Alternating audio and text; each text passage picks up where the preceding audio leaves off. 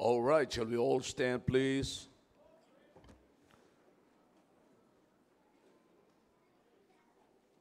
We'll be reading many passages in the Bible tonight because I'm going to talk to you about the continuation of the message last Sunday night. Okay? Simulan po natin sa 1 Corinthians chapter 12, beginning from verse number 12. 1 Corinthians chapter 12, beginning from verse number 12. And then later on, ay lilipat po tayo sa John chapter 15 para maunawaan po natin yung analogy. Okay? All right? 1 Corinthians chapter 12. Are you with me na? Amen. Madali lang po hanapin yan. Pag nakita niyo po ang 2 Corinthians, umatras lang po kayo. Okay? Verse number 12. For as the body is one and not many members, and all the members of that one body, being many, are one body, so also is Christ. For by one Spirit are we all baptized into one body, whether we be Jews or Gentiles, whether we be bond or free, and have been all made to drink into one Spirit. For the body is not one member, but many. If the foot shall say, because I am not the hand, I am not of the body, is it therefore not of the body? And if the ear shall say, because I am not the eye, I am not of the body, is it therefore not of the body? If the whole body were an eye, where were the hearing? If the whole were hearing, where were the smelling? But now what God set the members, every one of them in the body, as it hath pleased him. Notice that. So if you have a marker, mark that as it hath pleased him. And if they were all one member, where were the body? But now are they many members, yet one body. And the eye cannot say unto the hand, I have no need of thee, nor again the head to the feet, I have no need of you. Nay, much more those members of the body, which seem to be more feeble, are necessary. And those members of the body, which we think to be less honorable, upon these we bestow more abundant honor. And our uncomely parts have more abundant comeliness. For our comely parts have no need, but God hath tempered the body together, having given more abundant honor to that part which lacked. Okay, you see how God compacted it, how God make everything equal, kapatid. Ginagawa ng Panginoon ay anumang kakulangan nito, gagawin. Anumang kakulangan ng paa, gagawin ng kamay. Anumang kakulangan ng kamay, gagawin ng paa. See that? So how God compacted them together. Okay? All right, 25. That there should be no schism in the body, but that member should have the same care one for another. Amen. And whether one member suffer, all the members suffer with it. Or one member be honored, all the members rejoice with it. 27, nagkaroon ng twist, nagkaroon ng ibang topic, kapatid. But it's about the body. But this time, the Apostle Paul was not talking about the human body, but he was talking about the body of Christ. Look at verse number 27. Now ye are the body of Christ, and members in particular. And God hath set some in the church first, apostles, secondarily prophets, thirdly teachers, after that miracles, then gifts of healings, helps, governments, diversities of tongues. Are all apostles? Are all prophets? Are all teachers? Are all workers of miracles? Have all the gifts of healing? Do all speak with tongues? Do all interpret? But covet earnestly the best gifts, and yet show I unto you a more excellent way. All right? So this time, we're going to talk about, again, the commitment. At gusto ko maging maliwanag sa inyo na ang commitment, kapatid, ay merong involvement. Okay? Walang commitment na walang involvement. And in every involvement, kinakailangang may commitment. Okay? So if you can remember the 3 words na binigay ko sa inyo last Sunday night, I hope it is clear. One is commitment, the second is involvement, and the third is attachment. If you can still remember that. Ngayon, pag-uusapan natin, we will work on attachment. Okay? We will work on attachment. Kinakailangan, you have to be committed to work on attachment. Okay? Ano ang magagawa ng attachment, kapatid? Paano natin i-develop? We will work on developing our attachment. Paano natin? Unawain natin yan ngayong gabi. Okay? Tayo po muna sandaling manalangin. Dakilang Diyos, marami pong salamat sa mga talata na binasa po namin ngayon. Nawa po yung maunawaan po namin lahat ng mga bagay nito. Please, oh God, give us understanding. Kailangan po kami magkaroon ng hindi po sa nauunawaan lamang po namin, kundi yung masaya naming tatanggapin ang nauunawaan po namin. Salamat po sa inyong mga anak. Salamat sa mga testimonies na narinig po natin. Pagpalain niyo po ang lahat ng bagay na ito at umaasa po kami na meron po kami matutunan after this, oh God. And we beg you, oh God, to please meet the needs of your people. Kailangan po namin ito. Ito po ang aking samot dalangin sa pangalan po ni Jesus. Amen. All right, thank you. You may be seated in the presence of our God.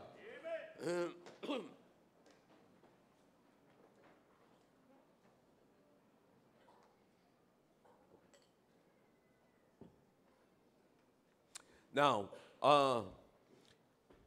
is everybody ready? Okay. Ang binasa po natin, mga kapatid, ito po yung sulat ni Paul sa mga taga-Korinto. At bibigyan ko lamang kayo ng konting background about the church at Corinth. At alam po natin, the church at Corinth is very affected by what they have, what they possess. And because Corinth, mga kapatid, ang location ng Corinto, mga kapatid, ay malapit sa seashore. So meron silang mga tinatawag, ito po ay merong mga landing na, seaport, in other words, no? May seaport. Nakakaintindihan po tayo sa seaport?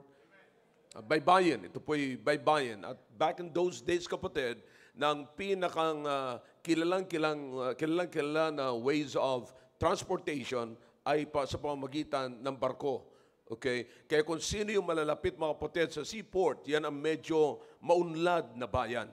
So katulad po ng City of Corinth, kapatid, ay makikita po natin, maunlad sila dahilan sa kanilang seaport. So nandun naglalanding, so ang trading ay mabilis, kapatid, compared sa land transportation. Because the land transportation back in those days, during the time of Christ, is not that much. Ibig sabihin, kapatid, hindi masyadong uso, hindi masyadong madali. So ang mas madali ay yung transportation sa pamamagitan ng dagat. Naunawaan niyo po? So ganun ho ang kalagayan ng Korinto. Kaya mas madali ho ang bilihan, madali ang trading sa Korinto. Now kung ganun ang sistema, mga kapatid, ay mas maraming mga mayayaman doon sa Korinto.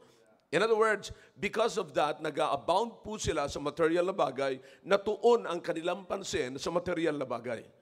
So nasanay na po sila sa material na bagay, kaya nung dumating sa kanila ang ebanghelyo ng Panginoon, mga kapatid, natutuwa sila, tinanggap nila at naligtas sila, nagkaroon sila ng bagong pananampalataya, pero nahihirapan po sila mag-adjust from carnality to spirituality. Are you getting the point? So doon po sila nagkaroon, ito po ay matinding naging problema po nila. And so, kaya nga po, mga kapatid, ang nangyari po ay, nung nandoon na po sila sa church, mga kapatid, ang issue pa rin is about that. Para bang, kung who has the money thinks that he has the best gifts. So the issue now in the church is who has the best gift and who has the most gift. Yeah? So parang ganon, parang nandun pa rin yung carnality, mga kapatid. So, nung pumunta po si Apostol nung sumulat si Apostol Pablo sa kanila, yan po ang issue, mga kapatid. Kinombat ni Paul yung issue about carnality. Now, you can trace that in chapter 1 of the book of 1 Corinthians. Okay? Then maunawaan niyo po kung ano ang issue sa kanila. Ngayon, so para lamang maunawaan po ng mga taga-Korinto yung sulat ni Paul at patungkol sa gifts na yan, mga kapatid, sapagkat nagmamalakihan sila kapag meron, kasi kapag ang tao tinanong, okay, anong klaseng gift meron ka? You see, at pagka ang gift niya ay ganito, of course, kapatid, magkakaiba ang gift. At hindi po nila namamalaya na ang gift ay binibigay sa panahon ng kailangan. But gift is not the primary. It is a secondary. Do not use the gift as the primary. Use the gift as the secondary. For example, nanliligaw ka, nagbibigay ka ng gift. That's not the primary. Secondary lamang yung gift. Parang hindi nyo gaano nakukuha. Okay? Walang natuwa mga kapatid na nagbigay ka ng gift pero hindi ka naman tinatanggap. Tinanggap na yung gift, nagsabi yung babae ng oo pero hindi siya nagsabi yung babae ng oo sa gift pero hindi nagsabi ang babae ng oo para sa iyo. Woo! Yun ang nakakalungkot. Sinabi ng babae, tinatanggap ko ang iyong gift, pero hindi kita tinatanggap. How do you feel it? Okay. Kayo mga mahilig magbigay ng gifts, you know? So, you understand what I'm saying? Now, so, hindi po yung primary. Ang primary, mga kapatid, is the Spirit. So, the Apostle Paul speaks much about the Spirit here. About the condition, about an attitude about the gifts. So yun po ang tinalakay kasi nagyayabangan na sila patungkol sa gifts eh. So, pinaliwanag ni Paul tungkol sa bagay na yan. So para maunawaan sila, the first analogy na binigay ni Paul is the attachment of the parts of the body to the body. The attachment, the importance of the attachment of the body, of the parts of the body in the body. Okay? Naunawaan niyo kapatid? For example, gaano naka-attach yung hand sa body, yung tainga sa body, you see, yung nose sa body, yung bibig sa body, yung lahat ng mga parts ng katawan po natin. 10 mga daliri, kamay at paa. Alright? So, yan po yung mga parts ng body, mga kapatid. So, what I want you to understand, same thing with when the Apostle Paul wrote a letter to the Corinthians, to the church, to the Baptist church at Corinth. Okay? Na para maunawaan po natin ng mabuti yung mga gifts na yon, important ng gifts na yon, dapat maunawaan po natin ang kahalagahan ng pagkabahagi natin sa katawan. Pagkabahagi nito. Alright? So to understand all of this, you have to understand the gifts, you have to understand the parts of the body. Okay? Sinasabi ni Paul, sabi niya, may mga bagay sa katawan natin, may mga bahagi ng katawan natin na hindi gaanong nakikita na katulad ng tainga. Ang tainga, mga kapatid, maliban na lamang sa mga babae na tinatakpan ng buhok. Okay? Hindi masyado, pero palaging nakikita yan, lalo na sa mga lalaki na walang buhok. Amen? Hindi mo gaanong makikita ang tainga sa mga babae na mahaba ang buhok. Hindi madali mo rin makita ang tainga ng mga lalaki, lalong-lalo na sa walang buhok. Alright? Klarado, mga kapatid? Yeah, kitang-kita ko, brad, salamin mo. But you see, kapatid, so pinapakita yan. But sabi rin ni Paul, merong parts of the body na hindi gaanong nakikita, which we think less honorable.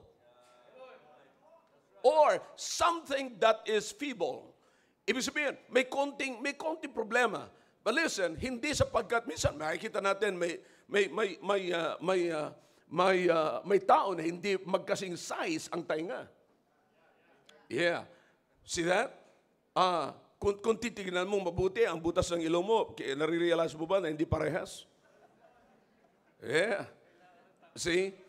You see, lahat tayo, kapatid, pagka mag-a-apply ka ng driver's license, pumunta ka sa LTO, sasabihin sa'yo ng LTO, balag ang mata mo.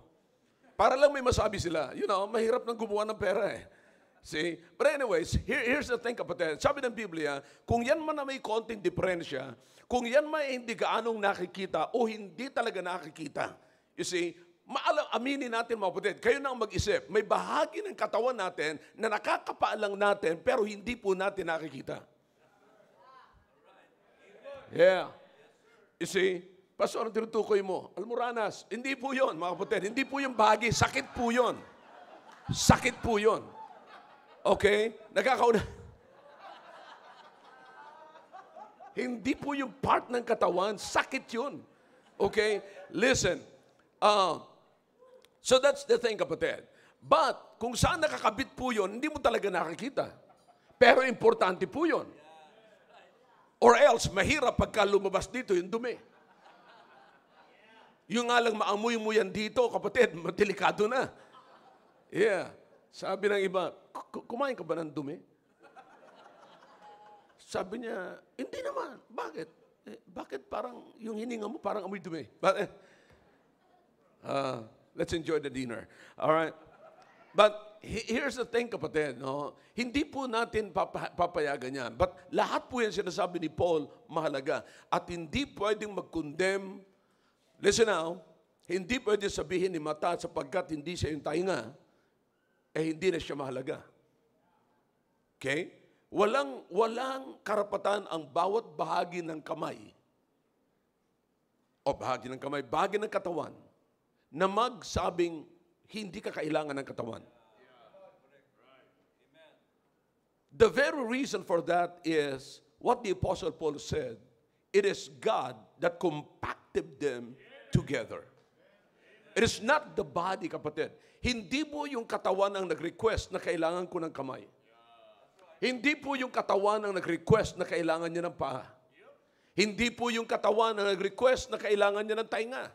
Hindi po yung katawan ang nag-request na kailangan niya ng mata. The Bible is very clear. It is God that put them together. Bakit? Kailangan ng katawan ang lahat ng mga bagay nito. So you understand that? Listen now. Lahat po yan ay magfa-function. At maaari, kapatid, yung hindi mo nakikita, pag hindi nag-function, magkakaroon ng problema yung nakikita. Let me say this again. Baka hindi nyo gaano nakikita ang dulo niyan. Gaano man kaganda ang mata mo, pag may problema ka sa bahagi ng katawan na hindi mo nakikita, kapatid, apektado at walang kwenta ang mata mo. Do you believe me? If you don't believe me, sana dumating sa iyo. See, walang kwenta ang tainga, kapatid. Walang kwenta, gaano man katangos ang inyong ilong. Kung may problema ka sa bahagi ng katawan mo na hindi gaanong nakikita, na iniisip mong less honorable, may problema pa rin at walang kwenta yung tangos ng ilong mo. So what I'm saying, kapatid, same thing with the Apostle Paul. Every part of the body is important. Bawat bahagi ng katawan ay mahalaga. You have to put that in your mind. And so, here is the thing, ito yung analogy ni Paul na napakahalaga. Kaya, ang sabi ni Paul, kung nauunawaan nyo yung katawan, human body, now it's time and it's easy for you to understand the body of Christ. Now you see, the first part of his letter, he speaks about the human body. And the second part of his letter, he spoke about the body of Christ, which is the church. Ang sabi sa verse number 27, mga kapatid, ano sabi niya? Now, ye are the body. Look at verse number 27. Now, ye are the body of Christ and members in particular. Now, this is the body, speaking to the body. You see, now, yung kamay mo, bahagi ng katawan mo. Yung paa mo, bahagi ng katawan mo. That's the human body. But in the body of Christ, the whole you is a part of the body of Christ. And that's something?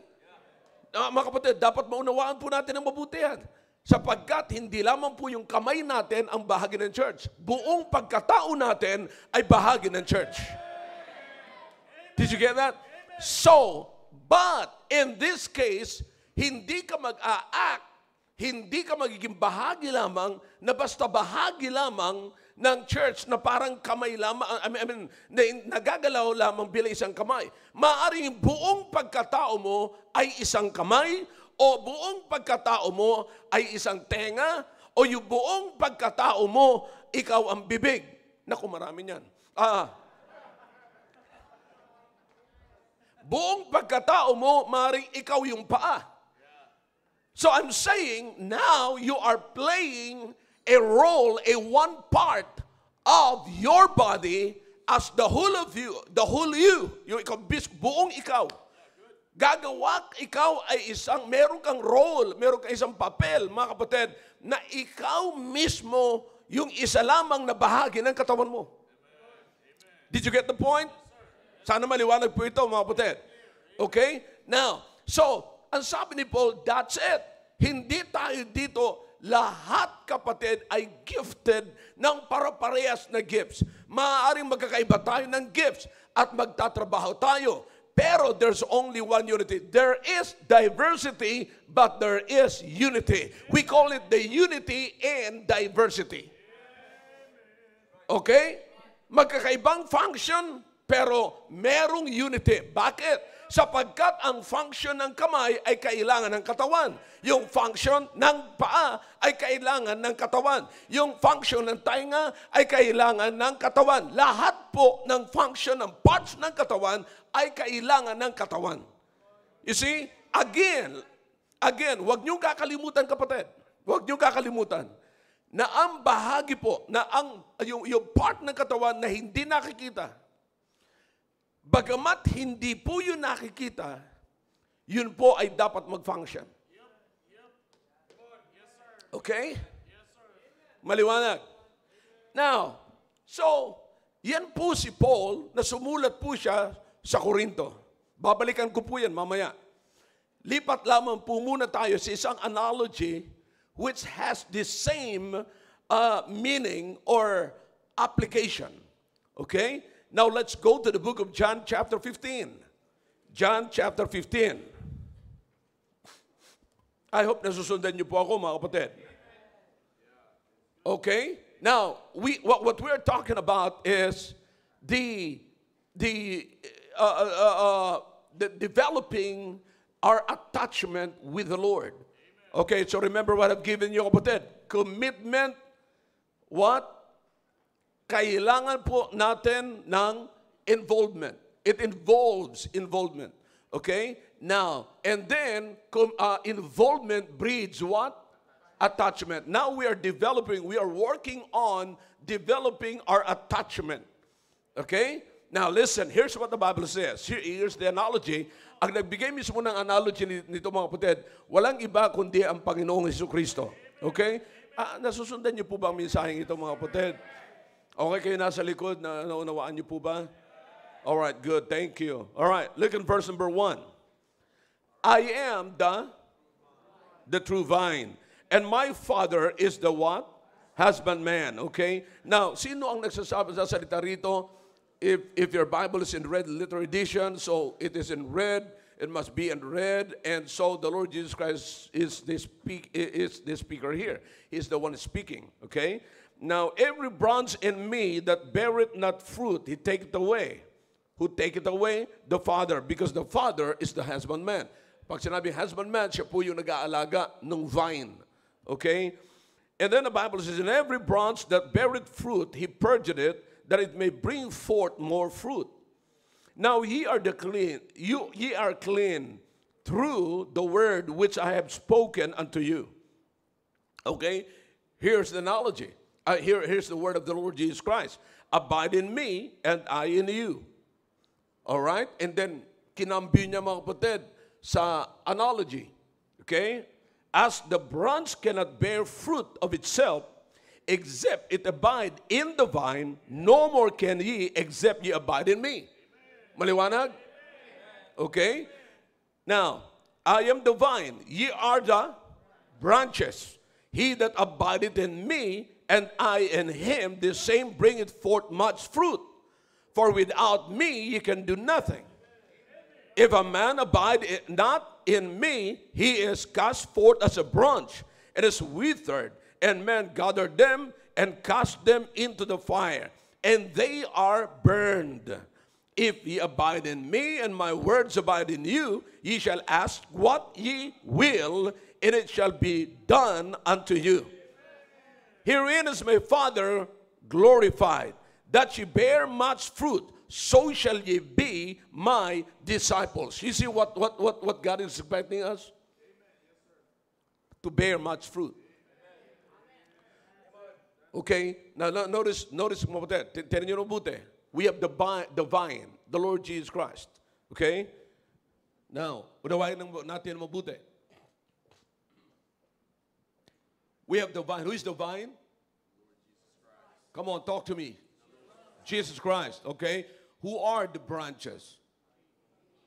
Christians. We are the branches. Okay? And then here's the thing. We have the vine. We have the branches. And the branches, kapatid, is what? Attached to the vine. Okay? So that yung buhay ng vine ay mag-flow sa branches. At pagka naka-connect, naka-attach yung branches sa vine, kapatid, then the vine will receive the life the branches will receive the life from the vine. Diba? So ganun ang mangyayari. Yung buhay na nagfo-flow doon sa branches sa sanga, kapatid, yun ay nanggagaling sa vine, kaya nga dapat connected or attached yung branches sa vine. Okay? So the life that flows to the branches, mga kapatid, is the very life that flows in the vine. Yes, sir. See? So, same thing sa analogy ni Paul pagdating sa katawan. Yung buhay na nagfo-flow, kapatid, sa kamay ay nanggagaling din sa katawan. Okay? Kasi konektado yan sa pamamagitan ng mga tinatawag nating nerves. Nawaan niyo po, maliwanag.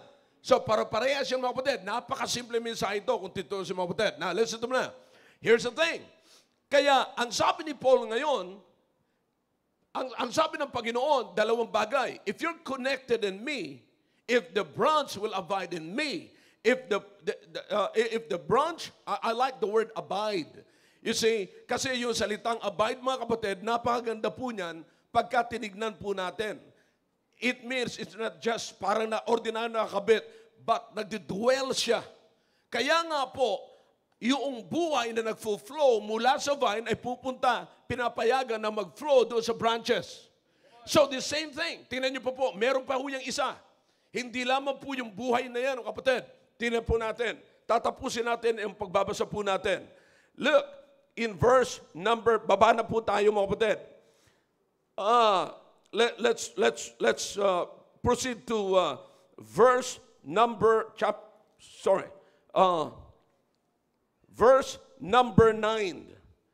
As the Father, you see that? As the Father hath what? Loved me, so have I loved you. Continue ye in my love. You see? Now listen, everyone, look at this way. Mapapansin niyo, kapatid, na hindi lamang po yung buhay, mga kapatid, ng vine ang pumupunta doon, nagfo-flow, papunta sa sanga, kundi yung pag-ibig ng vine ay pumupunta rin po sa sanga. Now, this is very important, kapatid. Mahalaga na maunawaan po natin ang mabuti ito. Bakit? Hindi lamang po yung buhay, kundi yung kasama ng buhay. You see here, kapatid, hindi po dito magkahiwala yung buhay at saka pag-ibig.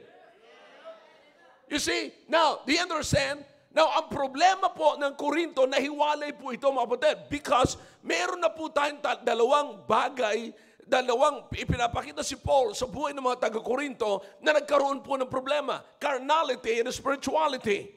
But the life that the Lord Jesus Christ was speaking here is about His life. So in other words, it's a spiritual life. Are you following me? It's a spiritual life. Pero pagdating sa Korinto, dalawa na ho yun. Hindi lang spiritual, sapagkat sila po ay nasanay sa karnal na buhay. And so what happened now is, nahati na kapatid. But listen, if you will abide in the vine, if you will abide in Christ, the life that flows from Him is the same as the love that will flow from Him. So naunawaan niyo po, Kaya hindi po talaga mapag-fall. Hindi po talaga magbabagsak. Hindi po matitibag. Bakit, kapatid? Kasi kasama, you cannot separate love from God because God is.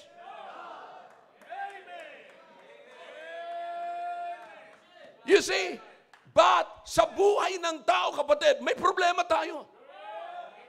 It is seen in the life of Peter. If you can remember the message this morning. You see that? Now, ang sabi ng Panginoon sa kanya, I must be killed. Pero sabi ni Peter, no, it's not gonna happen to you. These people do not know how much I love you, Christ. Oh, how I wish na yung love natin is always in the will of God. But listen, the Bible simply tells us na hindi sapagat mahal mo ang isang tao, ay yan na yung kalooban ng Panginoon sa buhay mo. It must be the love of Christ that will flow through you, and that is the very will of God in your life. But if it's not the love of God, oh, forget it. Yeah, I know you love me, Peter. You read the passage again. Go back to the passage again. Matthew chapter 16. No, not this time. Okay? Mamaya pag-uwi nyo, kapatid, assignment yan. Listen now. Ito ang problema ni Pedro. Ang problema ni Pedro, ang nakikita niya lamang ay yung pag-ibig niya sa Panginoon. Pero sabi ko sa inyo kanina, kapatid, the must there, it is not only an inevitable reality, but divine necessity. Merong assignment. Sabi ng Panginoon kay Peter, oh, yung pagmamahal mo sa akin, I understand that. Pero hindi mo nauunawaan yung pagmamahal ng Diyos. Kapatid, do you understand na kung hindi nangyari sa Panginoong Jesucristo, hindi natin mararanasan ang pag-ibig ng Diyos sa buhay natin. For God so loved the world that He gave His only begotten Son. Listen, but God commended His love toward us, and that while we were yet sinners, Christ died for us. Paano mangyayari yun, mga kapatid, kung yung pag-ibig ni Peter lamang ang pakikinggan natin? Maraming beses nagsabi tayo, mahal kita, mahal kita, mahal kita. How I wish, yan talaga yung kalooban ng Panginoon. Pero do you understand na napakarami nyo nang sinabayang mahal kita, pero hindi nangyayari? Sapagkat merong pagmamahal na yun talaga ang kalooban ng Panginoon. Am I preaching the Bible? That's the Bible, brethren. Abay, sino bang hindi magkakagusto sa sinabi ni Peter? Hindi mangyayari yan sa iyo, Panginoon. Habang ako'y buhay over my dead body. Oh yeah.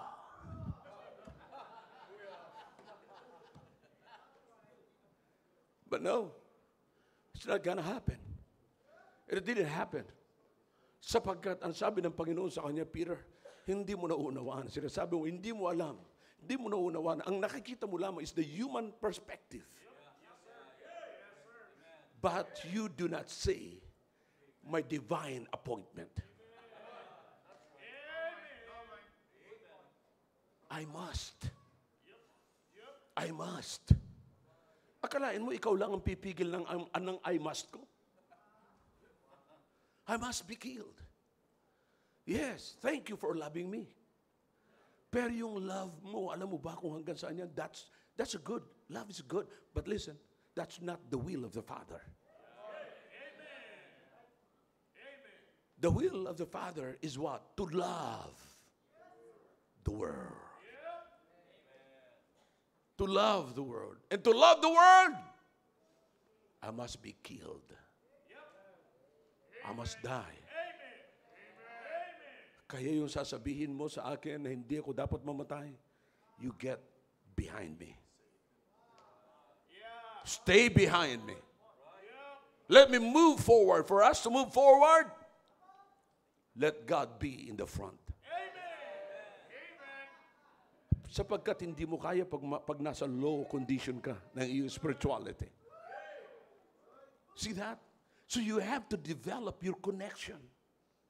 You have to work on developing your attachment with God. You see, kapatid, minsan may idea tayo ng pagde-develop natin ng attachment natin sa kapwa natin tao, pero nawawalan tayo ng kaisipan sa pag-develop ng ating connection sa Diyos. We are so much moved by our emotions. Akalain mo may mga Kristiyano, mga kapatid, na mas gugustuhin pa nila mawala ang connection nila sa Diyos kaysa mawala ang connection nila sa tao? Come on, talk to me if you can. Kaya nga iniiwanan ang ministry, kaya nga nagkakaluko-luko ang ministry. Because of that. See that? Yan ang problema. You see, kaya nga po, kapatid, we must commit to develop, to work on developing our connection with God. Walang katapusan, kapatid. Walang katapusan. Hanggat nasa ibabaw tayo ng lupang ito, walang retirement. We have to continue to work, work on, work, for the night is coming. What does it mean? Time will come that you cannot work, even you desire to work. And so, that's the analogy in the book of John. You have to be connected. You do not just allow the life of the Lord Jesus Christ, the life of the vine to flow through the branch. Wake up. Boom. Okay? Set up straight. Okay? Now listen. Here's the thing, kapatid. I want to help you. Okay? Kung minsan nare-review ko man ko kayo, mga kapatid, it's because I love you and I want to help you. Okay? Now listen, don't miss this. Kailangan po natin. Kasi minsan napapawalang halaga na po natin to, nililiit-liit na lang natin ang connection natin sa Diyos. At ang grabe natin pinalalaki yung connection natin sa kapwa natin tao. Now listen, don't you forget, kapatid, na ang ating commitment sa Panginoon, and that we will live the life of Christ. You see, kaya nga ginamit ni Paul yung analogy patungkol sa katawan, kasi yung katawan ang nakikita natin sa pagpapakita natin ng buhay ni Kristo. Makikita ko ang buhay ni Kristo sa pamamagitan ng attitude natin. At ang attitude, alam natin, kapatid, nasa loob yan. Pero ang dinadala ng attitude na yan, yung katawan natin.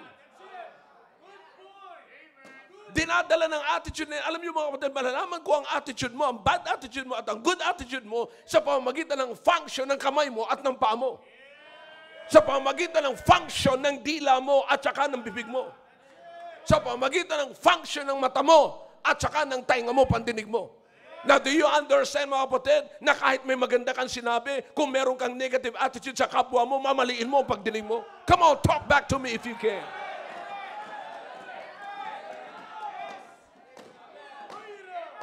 Yeah. You're familiar with away sa bahay? Di ba? Ang ganda-ganda ng sinabi mo, mamaya mamaliin.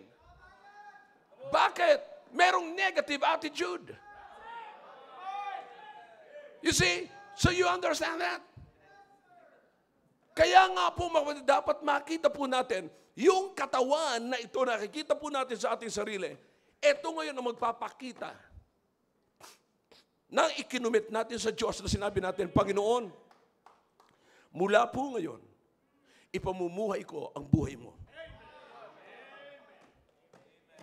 This is very evident in the life of the Apostle Paul when the Apostle Paul said, Galatians 2:20, I am with, nevertheless, I live, yet not I, but liveth in me.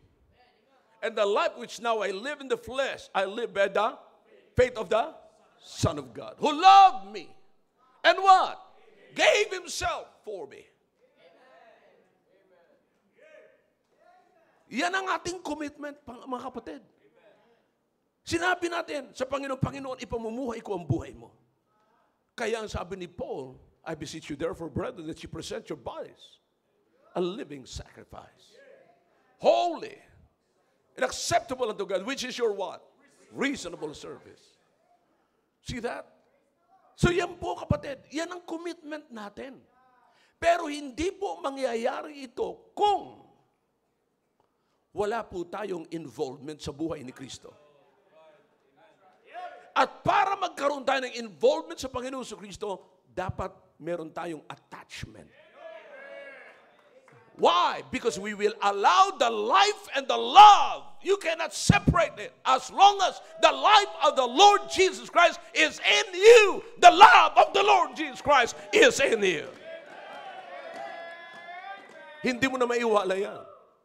Kaya yung buhay, sinasabihin natin, yung buhay ng Panginoon sa Kristo, siya nagfo-flow sa aking katawan, the same as the love flows in my body.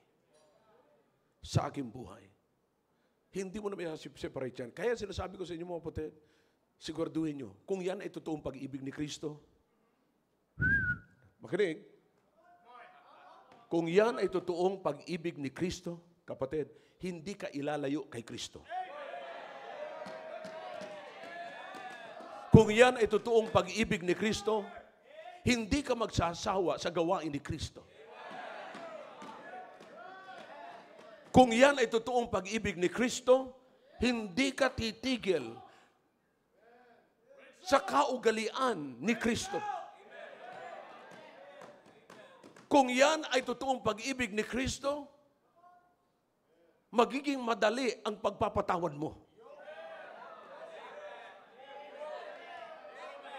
Sapagkat ang ugali, ang kaugalian ng Panginoong Kristo nagfo-flow sa kanyang buhay, sa kanyang pagmamahal. Walang bahid ng pagkukunwari. So you understand what I'm saying now? But most of the time, sasabihin natin, ako'y na kay Kristo. Pero sigurado mo kaya na si Kristo ay nasa iyo? Remember, you are the branch. And if you are the branch, you should allow the life of the Lord Jesus Christ to flow from the vine to the branch. At pagka nag-flow yung life ng Panginoon sa Kristo sa branch, kapatid, I promise you, His love will flow also in that branch. No wonder, kapatid, tandaan niyo po, pagka nagsabi kang I love you, totoong I love you. It's not erotic. Bakit napakabilis nating mga lalaking magsabi ng I love you sa babae? When was the last time nagsabi kang I love you sa lalaki? I promise you, ako sinasabi ko po yan. Love you, man. Ilan dito mga kapatid ang mga lalaki mini-message ko? I love you. Pero I promise you, wala kami sikretong relasyon.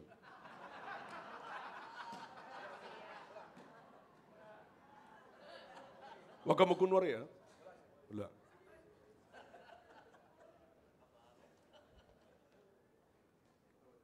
Yeah. Love you, man. Pero most of the time, palagi lang tayo nagsasabi sa babae, I love you. But when was the last time na sinabi natin yun sa lalaki? O ano, booking ka ngayon. See that? So that's the analogy here, mga kapatid. Listen to what the Bible says. Okay? Here's what the Bible says here. This, verse number 12, chapter 15 of the book of John. Verse number 12. Are you with me? Amen. This is my what? Commandment. That ye what? Why is that? Listen now. Kalakip ng buhay na nagfo-flow from the vine to the branch is the command to love. At inaasahan ng Panginoong Kristo na madali mong mamahalin ang kapwa mo, ang kapatid mo, sapagkat ang flow, ang nagfo-flow, dugo, buhay na nasa iyo ay hindi sa iyo kundi kay Kristo. Pag medyo nahirapan kang tanggapin yung kapatid, i-question mo na sarili mo. Mukhang hindi kay Kristo to. Woo! Ha? dumadaan po tayong lahat dyan. Sabi ko nga sa inyo kaninang umaga, minsan meron tayong chapter 17 na tayo ay si Peter. Meron naman tayong, not chapter, verse. Meron naman tayong verse 23 na tayo naman ay may Satan's potential. Aminin po natin yan. Lalong-lalo na pag nasa kabuwanan kayo. At lalong-lalo naman sa mga kalalakihan, nasa edad kayo ng, ang tawag nun? Menopausal. At minsan naman, tumataas ang sugar ninyo. Kaya nakakakabog kayo. Kaya pagka kayo nakabog, ang ibig sabihin nun, mataas ang sugar. Kita mo, laglag ang ngipin mo.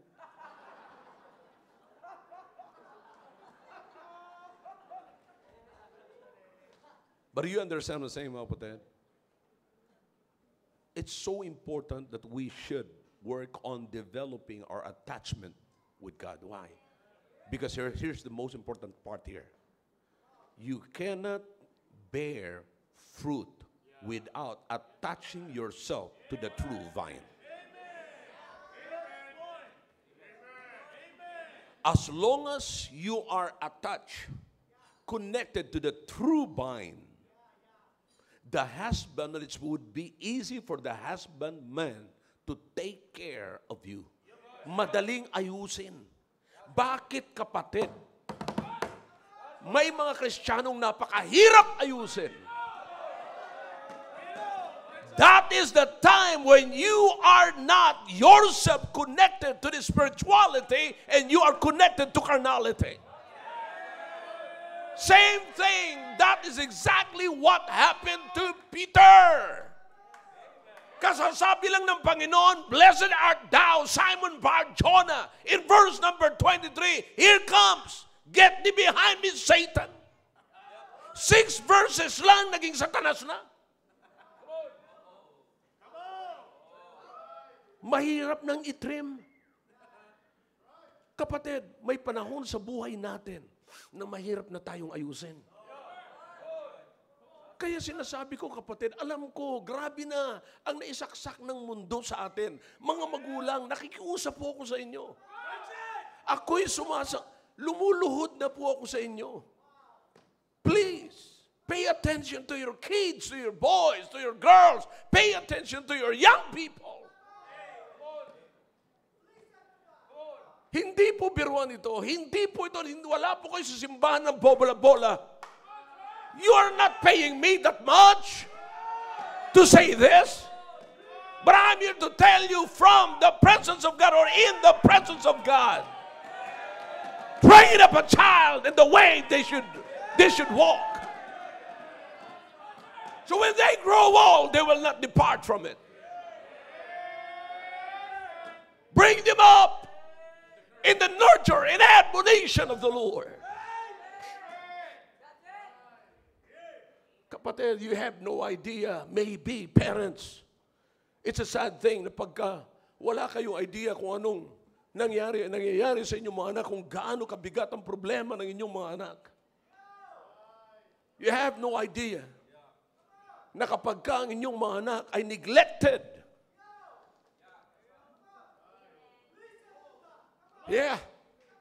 pagka neglected ang inyong mga anak, what a shame. They will bring shame into your family.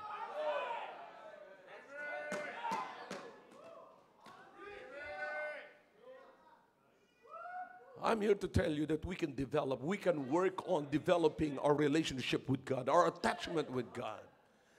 Imagine if the vine continually giving the life and love to the branch. Let's suck it up. Samantalahin natin. Hanggat may makukuha tayo, sige, buhay ng Panginoon yan eh. Now listen, nobody here is perfect. Wala, kahit ako mga kapatid, lahat po tayo rito. Sinasabi ko po yan sa inyo. Kaya nga po, mag-take advantage tayo kasi ang lakas ng kalaban natin eh. This is not a joke. Kaya nga as a church, we must be united. There must be unity in diversity. In diversity, hindi po diversity ng kalukuhan ng kasamaan, kapatid, na nakakahati-hati tayo. No, nakakahati-hati tayo dahil sa dinidistribute ng mga talents and gifts ng Panginoon sa atin. But let us work together.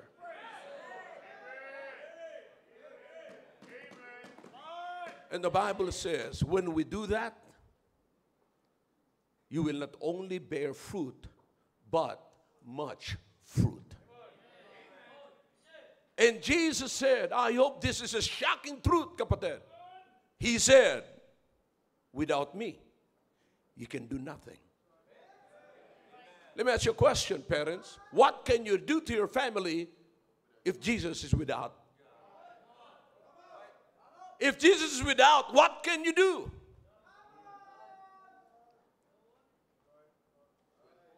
Ano magagawa po natin? Wala. But may I tell you mga kapatid, sabi ng Biblia, maliwanag eh. If this love that God, that the Lord Jesus Christ is commanding us to share to our brethren, kapatid, this is the greatest love. Because ang sabi ng Panginoon sa verse, look in verse number 13, greater love hath no man than this, that a man lay down his life for his friends. Ano yung love na yan? Same love na nagflow sa vine patungo sa branch. In other words, if this is the greater love, the greatest love, or greater than any other love, kapatid, God is availing it to us. This kind of love is available to you. This kind of love is available to me. Inavail lahat siya ng Panginoon para sa atin. All we have to do is to receive it and use it. Brother, we need this. Let's go back to Paul's analogy. Sabi ni Paul, that's the human body. But now, ye are the body of Christ. Sino sa atin mga kapatid, ang willing tayo na pag-alis natin ng bahay, iiwanan natin ang kamay?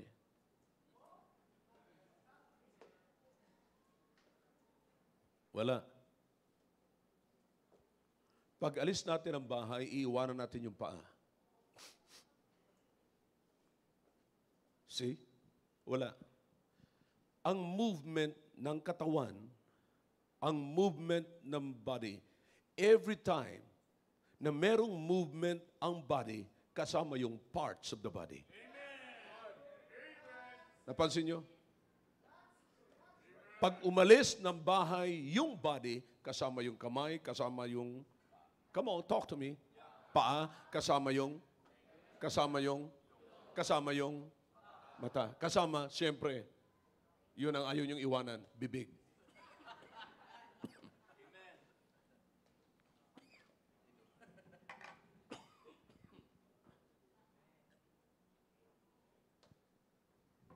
Hinika ako doon Hindi mo iwanan.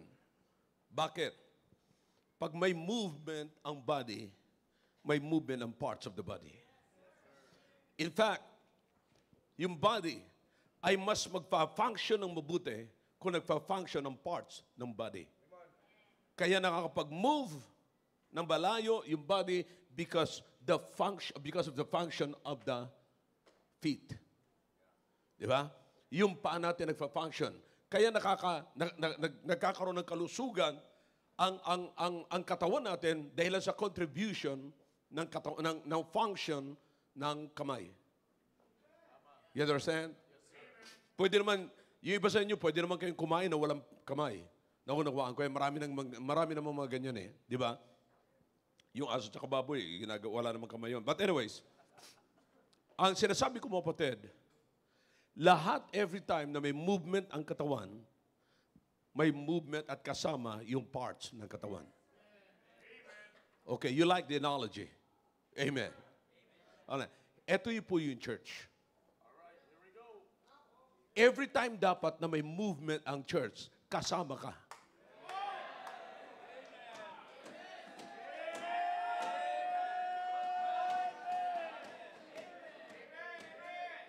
Maaaring sasabihin mo, Pastor, mahina pa ako, hindi pa ka. That's it. Feeble. Anong kwenta ng hina mo kung kasama mo si Willie? Anong kwenta ng hina mo kung kasama mo si Roy? So you understand what I'm saying? May mga matitibay, may mga nauna sa ating Kristyano na malakas na Kristyano, ang design nila is not to put you down, but to help you get up.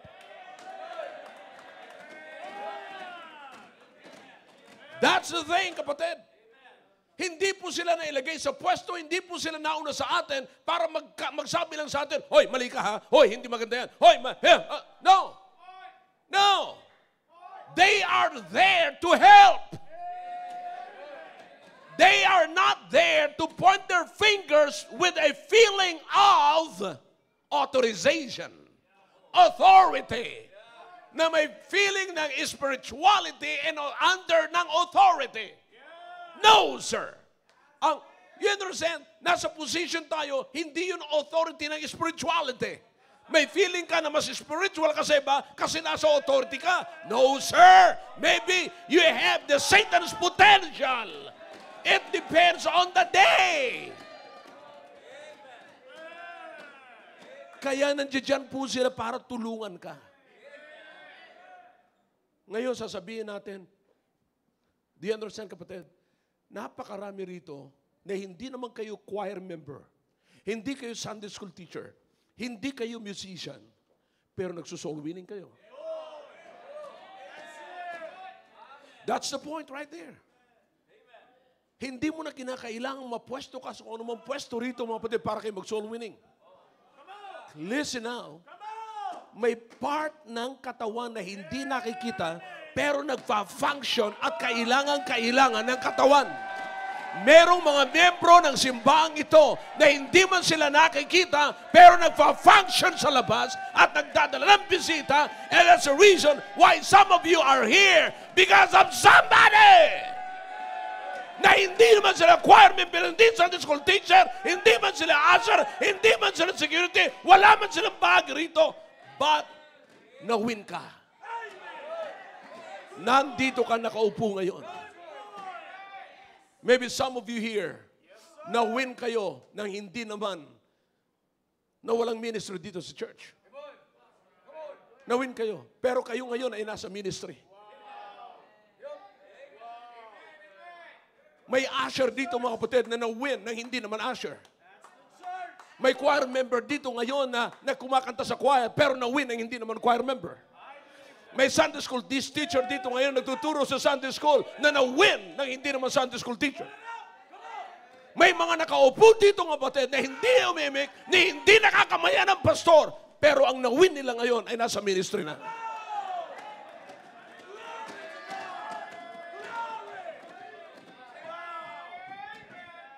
Yung iba yan dito, mga kapatid, na na-win nyo, nasa field na nag-mission na.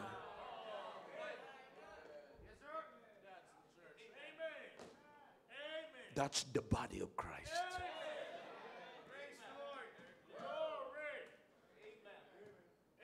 Kapatid, pag may part tayo ng katawan na may diferensya, napapansin nyo, kapatid, ayaw mo pa rin tanggalin. Nakakita kayo na na-stroke?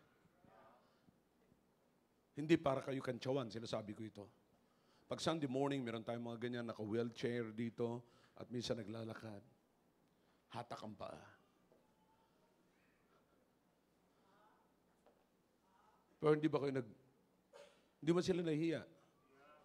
Bagamat hinatahatak nila yung paa, hindi nila sinasabing pang-abala pa itong paa nito, iwanan ko na kaya to. So kahit hinahatak, mga kapatid, anong gagawin? Hahatakin pa rin nila. Yan ang isang halimbawa sa sinasabi ni Paul na analogy. Yung mahina, tinutulungan ng malakas. At kaya siya nagkakasama sa movement sapagkat merong kaliwa na malakas na hinahatak niya yung mahina. Ilan sa mga mahina dito nagsasabing, mahina ako, but bless God, we have some brethren. That's the reason why we are in the church. Hinahatak ng malakas ang mahina. Magpasalamat tayo sa Panginoon. Kayong mga tumatayo ngayon na dumating sa buhay ninyo na kayo ay naging mahina. Pero salamat sa Panginoon, hindi kayo kinundina ng mga malalakas. At ang malalakas, hinata kayo pataas. That's the reason you can shout tonight. Somebody must stand. Somebody must witness. Somebody must testify that bless God for the young man. Bless God for the Sunday school teacher. Bless God for the preacher, for the usher. That pulled me up when I was weak.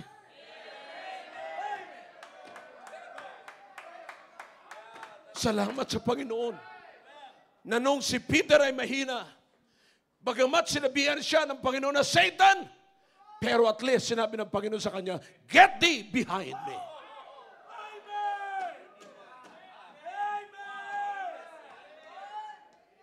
Kaya sabi niya, Satan, get thee behind me. Why you are there behind me? Because I want you to follow me. Sapagkat bumagsak ka nung hindi ka sumusunod sa akin. That's it. Yes, sir.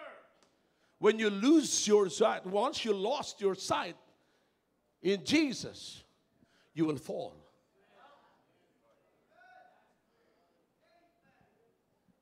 Kapatid, salamat sa Panginoon.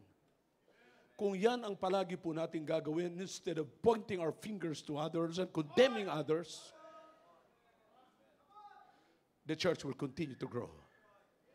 Because the Bible says, if ye abide in me, you will not only what? Bear fruit, but much fruit. If ye abide in me. In other words, if ye abide, if you allow my life and my love flow through you, then you'll be blessed. Pero sabi ni Paul, pagka tayo nagkagatan, magkakaubusan tayo.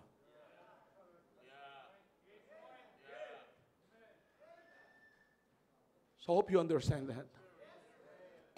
Bless God for the church. Huwag mong iiwanan. Kahit na nahihirapan ka, balik ko na yung kamay mo, hindi nagpa-function, ayaw mo pa rin iwalay. Salamat sa Panginoon. Sasabihin, di baling hindi gumagalaw ito. At least kumpleto pa ang katawan ko. Yun nga lang mga kapatid, bulag na eh. Ayaw pang patanggal ang mata. Yun nga nagsasalubong na ang mata. Ayaw pa rin patanggal. Pero gaano pa kaya kapatid, tayo mga kapatid dito, ang nasa isip kaad natin, pagka nakita natin nagpapasaway ang isa, sana mawala ka na. Kapatid, naiisip ba natin? Listen, yung bang solusyon ng Biblia? Ang solusyon ba ng Biblia is annihilation or reconciliation?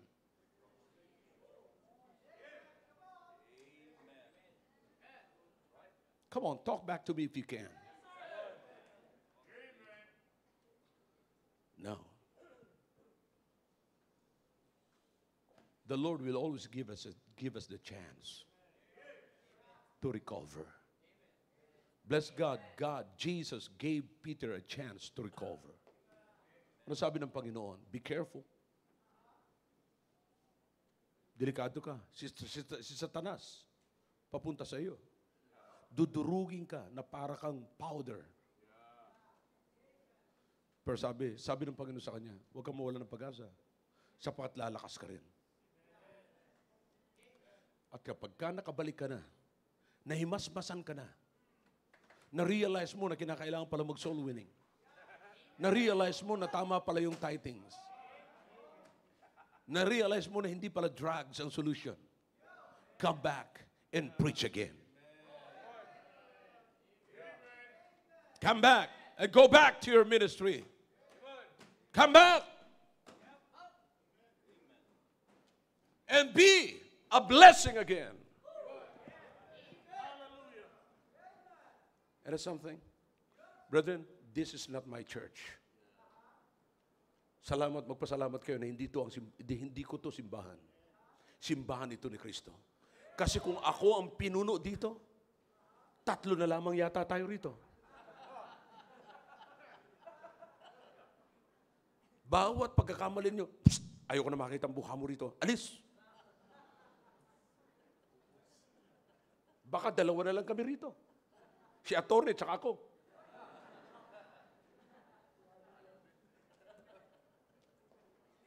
You see? Bakit si attorney napili ko? Ay, sanay sa korte yan eh. So you understand what I'm saying, mga kapatid? And since this is the church of Christ, the church of the living God, as long as God is alive, as long as God is visible, forgiveness and love is available.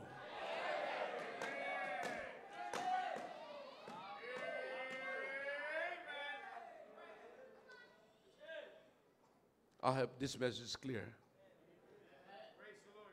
The only person that can do that is the one that is working on developing his connection with God. But sinasabi ko sa iyo mga kapatid, mahirap gawin yan kung hindi ka connected sa vine. Mahirap gawin yan. Puro lang tayo pagkukunwari. Puro lang tayo mga sasalita, pero mahirap gawin. Bakit tayo nahihirapan? Kasi nag-a-assume tayo na okay na tayo.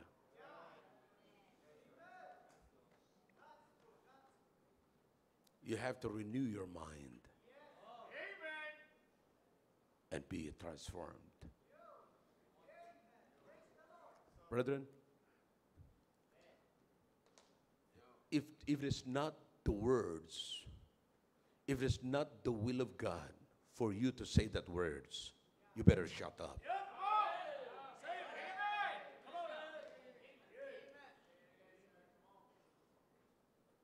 Better shut up. I remember Peter.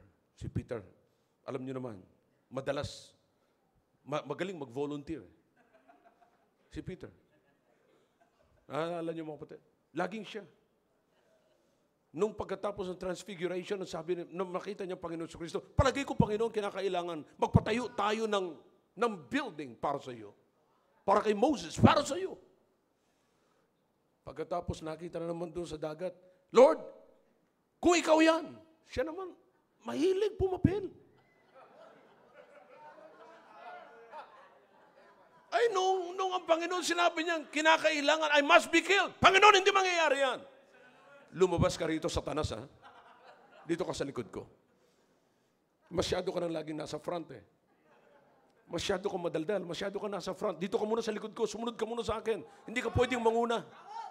Tanggapin natin yan, mga kapatid. Gaano man tayo katagal dito, may panahon sa buhay natin na hindi tayo dapat manguna.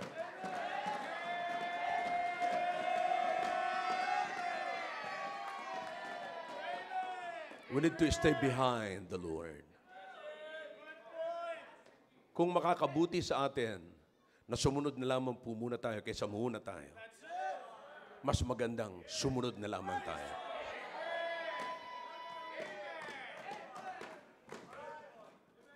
I hope I'm clear tonight. Brethren, we must commit to work on developing our attachment.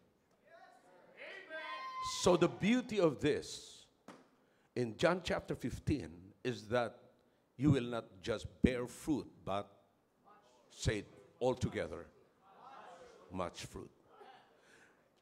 In the analogy of Paul to the Corinthians, wala hong feeble, wala hong less honorable. Kung sino pa yung iniisip nating less honorable, there we give more honor. At kung sino yung weak, yung feeble, yun ang nahahatak ng hindi feeble. So, wala hong tinatawag, we cannot leave our comrades behind. Kung masasabi po yan ng SEAL team, kung masasabi po yan ng Army, dapat sabihin niya ng Kristiyano, we cannot leave you behind. We will bring you home. Together, we will bring everyone home. Why is that? Because we belong to one family. And that's the family of God. Sana po, sa gabing ito, nakita po natin ang dalawang analogy na yon about working on developing our attachment with God. Napakaganda kung tayo po'y naka-attach, connected. Think about what's gonna happen pag ginawa po natin yan. Clear? Shall we all stand? Dakilang Diyos, salamat po sa inyong salita. Pagpalain niyo po, O Diyos, ang mga salita niyong nahayag ngayon. Alam niyo, Panginoon, na ginawa ko ang lahat para maunawaan po ng inyong mga anak. It's not about me, it's about you, O God. We lift up your name. We glorify your name. We magnify your name. We honor your name. Salamat po, O Diyos, sa pagkakataong ito. Pagpalain niyo po inyong mga anak na tiklop tuhod, kasama ang kanilang pamilya, and also the individuals to come to thy throne, O God, to meditate upon this message tonight. Your heads are bowed, your eyes are closed. God is speaking to your hearts through that message. Then let's come to the throne of God.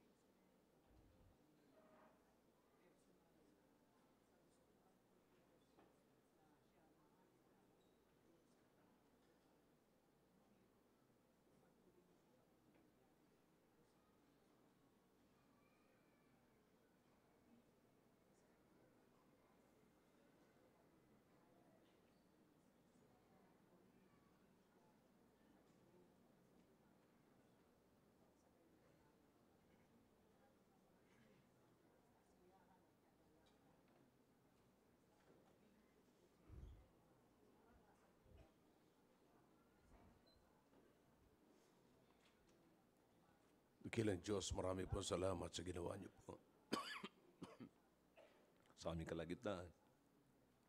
Salamat po sa inyong mga anak na tiklop-tuhod na lumapit po sa inyong harapan. Pagpalain niyo po, O Diyos, ang lahat ng narinig po namin. It's all from your word, O God. Thank you for loving us, O God. Thank you for setting the example. Thank you for setting the pace. Thank you for allowing us to live your life. Thank you, Jesus. Thank you, Father. Thank you, Holy Spirit. We praise you. In Jesus' name, amen. All right.